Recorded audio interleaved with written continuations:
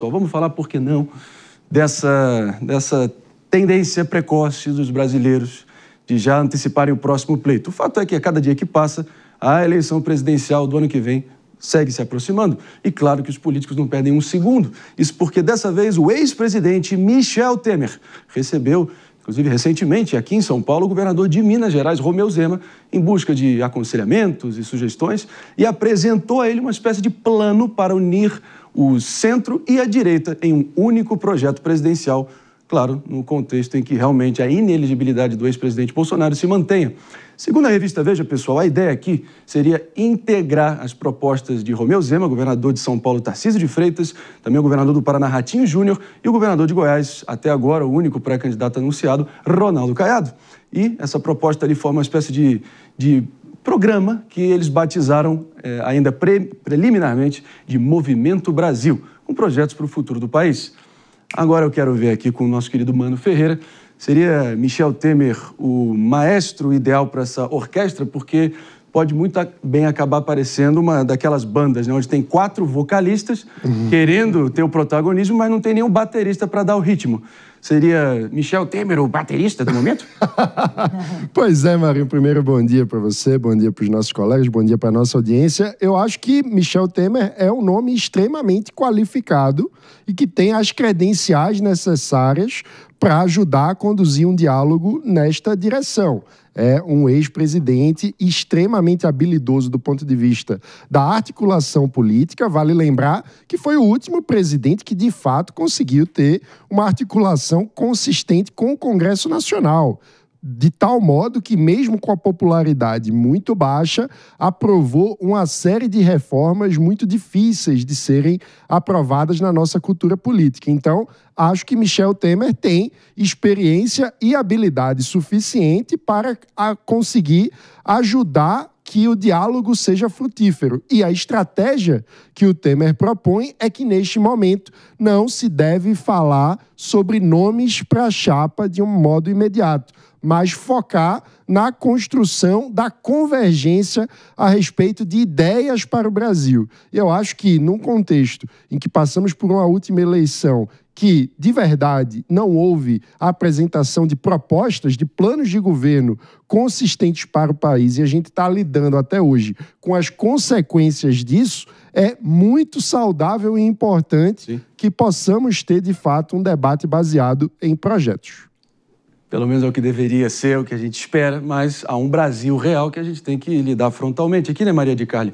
Será que realmente o Brasil está pronto? Diante das opções que vão ficar de pé para realmente priorizar gestão em detrimento de gritaria, porque técnica sem narrativa e sem paixão, sem emoção, não convence, principalmente em eleição presidencial, né?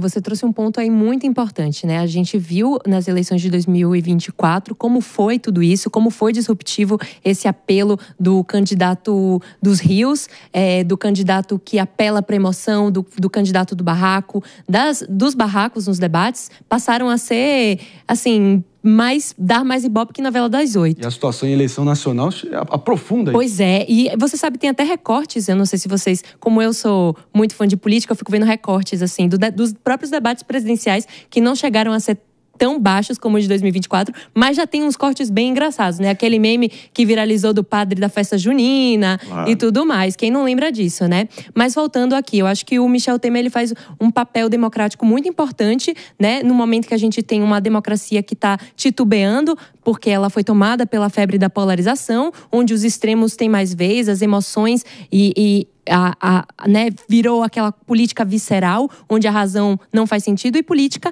é para fazer sentido. São propostas para melhorar a qualidade de vida do cidadão. Então é nisso que tem que focar. E o Michel Temer está sendo esperto de pegar 4 polos de muita importância, que tem muita relevância na direita brasileira, que atualmente está forte, mas está fragmentada. Então faz sentido, sim, fazer o que ele está fazendo. Meu único medo é esses candidatos não conseguirem uma conversa com o bolsonarismo, que não tem como negar, é o movimento de direita mais consistente e forte da atualidade, e flopar como flopou a terceira via em 2022. E a gente até menciona que o governador do Paraná, Ratinho Júnior, muito bem aprovado, né? Delegada Raquel Galinatti, ele tem uma espécie de estilo meio mineirinho do sul, no caso, né? Tá ali quieto, articulando, pode ser que acabe caindo no colo dele esse protagonismo, mas de todos os 4, talvez ele seja o que ainda tem menor capilaridade nacional, ao contrário do governador Tarcísio de Freitas, que já tem esse alcance, mas, claro, tem mais lealdade ali ao ex-presidente Bolsonaro, está fazendo esse jogo duplo, compreensível para alguém na posição dele. Afinal de contas, você acha que se esse cavalo branco encilhado passar na porta do Palácio dos Bandeirantes, o Tarcísio monta e assume o protagonismo dessa frente?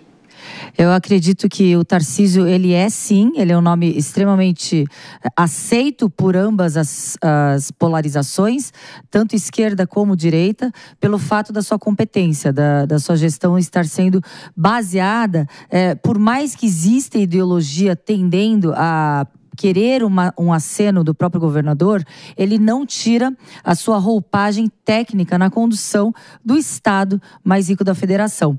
Mas essa abordagem do Michel Temer, lembrando que ele é um grande constitucionalista, na minha opinião, o maior constitucionalista da nossa época e vivo, e também ele foi o grande responsável pelaquela carta no 7 de setembro, antes das eleições presidenciais, em que havia uma grande polêmica e o Bolsonaro aceitou ali, à época quando presidente, aquela carta conciliadora para que pudesse apaziguar ânimos ou deixar muito claro que ali o objetivo não era utilizar como afronta o palco político. Eu acredito que a respeitabilidade, competência e principalmente articulação política, porque para haver articulação política deve haver respeitabilidade. Isso o Michel Temer tem de sobra. Os players... Sim. Que estão aí, eles ainda não estão acenando, porque, claro, não vão acenar antes do momento. Henrique Krieger, quero te ouvir também aqui, porque, usando esse termo, né, de respeitabilidade, o próprio governador Tarcísio, que dos 4, ele nega de pé junto, mas, ao que tudo indica, ele despontaria como favorito nessas 4 opções no momento. Política, que nem as nuvens, você olha, está de um jeito, daqui a pouco olha, já está completamente diferente, sabemos disso, porém, queria ouvir tua opinião aqui, porque talvez ele possa enxergar nessa frente de governadores uma espécie de veículo para trazer mais respeitabilidade e amplitude para as pretensões dele. Você vê nesse sentido? Com certeza, não. Acho que o Tarcísio tem feito um trabalho aí de tanto de bastidor, mas também se posicionando quando necessário, muito válido, já mirando aí para o ano de 2026 na eleição. Ele é candidato. Sim. Resta saber se é ao governo ou à presidência da República. Isso aí vai ser definido ainda. Vamos lembrar da maldição dos bandeirantes, né? Alckmin, Dória e José Serra que o digam. Tem que tomar cuidado. Porém, o caminho dele tá um pouquinho diferente, eu diria. Tá, na verdade, bastante diferente, né? Nesse cenário, até no cenário da oposição também, com uma oposição muito mais enfraquecida. Agora, essa questão do Temer, a gente tem que ter um certo cuidado, que tá bom, ali a unidade entre centro e direita, trazer os dois para a mesma mesa, conversar, isso é tudo muito bom. Porém, a que custo? Qual é o preço desse acordo? Qual é o preço dessa unidade? Toda unidade vai ter um preço. Então, qual é o preço? O preço é diminuir o tom contra o STF, o preço é anistiar, entre aspas, os crimes cometidos por determinados ministros que passaram aí reconhecidamente pelo meio jurídico, passaram da medida e estão passando medidas que são descabidas. É isso que a gente está negociando aqui. Nós estamos negociando, talvez fechar, cobrir, aí fazer uma vista grossa determinadas movimentações que estão acontecendo no país nesse momento. Qual é o preço? É isso que precisa ficar muito claro, porque se não tiver claro qual é o preço, com certeza não vai ter uma adesão, especialmente do setor mais conservador da direita, que não está disposto a abrir mão aí de anos aí de posicionamento, militância, convocações para as ruas e eventos, enfim, posicionamentos em relação aos grandes abusos cometidos e trazidos por essa grande frente central no país, né? E tem realmente diversos, de todas as matizes políticas, Mano Ferreira, especialistas aí que também não cravam a disposição do presidente Lula ir adiante e também ser o candidato da esquerda por todos os motivos que a gente acompanha aqui diariamente. Mas no momento que talvez saiam King Kong e Godzilla da política nacional, da equação, no caso Bolsonaro e Lula, talvez o ambiente todo parece o planeta Terra depois do meteoro, né? Quem é que vai assumir esse vácuo? E é natural que todos esses postulantes se coloquem aí como alternativas. Mas fica aquela dúvida, né? Será que o povo brasileiro está afim de votar em Excel ou em grito? Está afim de gestores ou de gladiadores? Vamos entender. Eu tendo a acreditar no contrário. E também que a gente está vivendo um contexto que, para as políticas públicas, é caótico. O próprio governo já assume que 2027, ou seja, o primeiro ano de gestão do novo presidente, seja ele quem for, as contas públicas estarão em colapso. Quem resolve contas públicas em colapso? É o cara do Excel ou é o cara da gritaria?